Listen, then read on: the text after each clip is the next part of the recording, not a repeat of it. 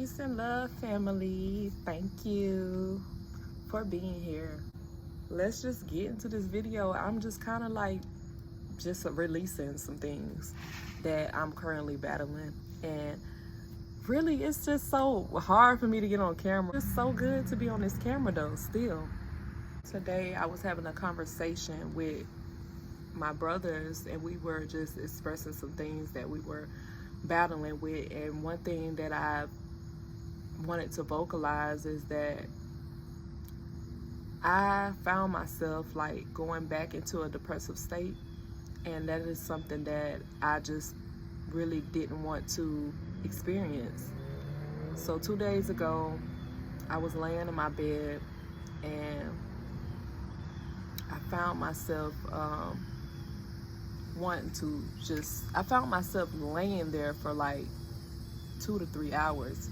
And then I finally said to myself, I can't just lay here, because if I allow myself to lay here, I'll start feeling sorry for myself, and I'll start shaming myself. I'll start self-sabotaging, and that is not where I want to go.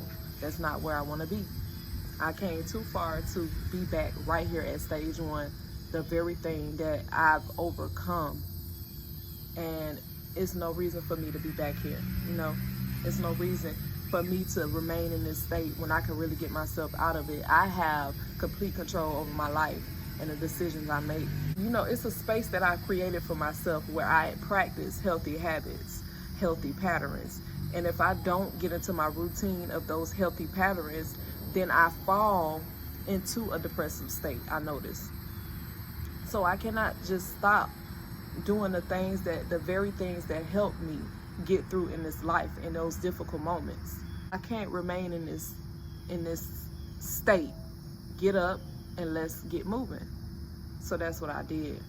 And I'm proud of myself for that, because the old me would have just laid there and felt sorry for myself all day long and just went days and weeks and months and maybe even years just remaining in that cycle. So what I realized too is that I felt the shift, and I realized the signals leading up to this emotional shift that I was going through. And those signals was me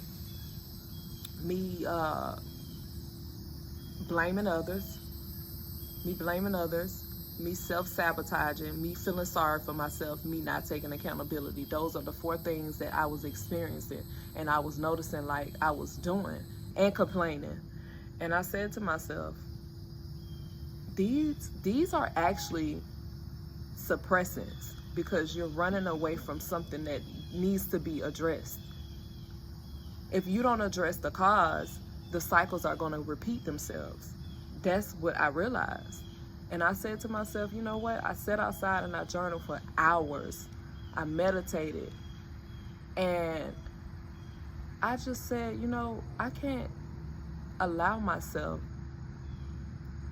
to suppress. Just because I stopped drinking alcohol, just because I stopped smoking weed, and I stopped eating highly processed foods and meats and its byproducts, doesn't mean that I completely stopped suppressing. That's a way of suppressing. And that's because I didn't want to deal with the fact that I had to be responsible for something that was very unfamiliar to me. I was fearing the unknown. I never experienced independence. So that looked very scary to me, because when you never experienced something before, it can be very scary. It don't mean that it's impossible to accomplish. It just means that when we are afraid of something, we usually run away from it. And I did a lot of running in my life because I was afraid of a lot of things. So I noticed that in myself that you can no longer run. You have to address. And when you eating the way that I eat, when you eat all fruit at a high level, all that stuff gonna come up and you can't suppress it. And you know what? Doing the inner work is so hard. Nobody talks about how hard that is. Nobody wants to do it. That's why a lot of us suppress. That's why I was suppressing through alcohol, through weed, through eating, through relationships, whatever. So it's no more of that. It's time to address those things. It's time to heal. You can't run away from it no more. And so that's the message to you. We are no longer running away from the things that is scary to us, because we created. Honestly, I think about us being in survival mode and us using certain things to protect ourselves, because this looks so scary to me. It's easier for me to blame others, or it's easier for me to not take accountability. It's easier for me to run because I don't want to acknowledge it. I don't want to address the issue at hand. It's easier for me to do that. It's easier for me to drown myself in alcohol and just forget about my problems, not even knowing that just because I bottled those problems up don't mean they're not going to come to the surface. When you eat like this, it's definitely going to come to the surface. We got to stop these cycles that we create for ourselves, because then that's how depression come about anyway, because we don't ever address anything. We just suppress it. And when we suppress it, and we think because we allowing all that stuff to just be bottled up inside of us, that it'll never come up ever again. But it will. And the way that it does is when you find yourself complaining about something that's happening to you, it's because it's that cycle. Cycles repeat themselves.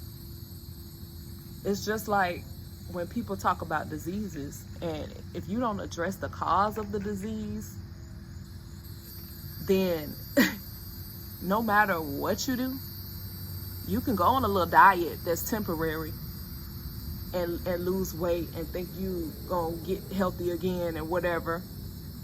But if you don't address the actual cause of it, if you don't change the way you eat, then you're gonna be right back in that situation. Disease is just gonna come back to the surface. That's with anything, it's gonna come back to the surface if you don't address the cause, the root of the problem, And so that's something that I had to sit with myself and face. And it's not easy. It's not easy at all. When things are not looking up for you when you want them to look up for you, you have to really just be patient. I have to be patient. And when I say we, I'm speaking for somebody who may be going through the same issue as me. But this is my situation. I have to address the cause. I have to take accountability. I have to stop blaming others for the decisions that I've made. It's all me, So that's just something that I wanted to talk about. I love you all. Thank you for listening. Peace, family.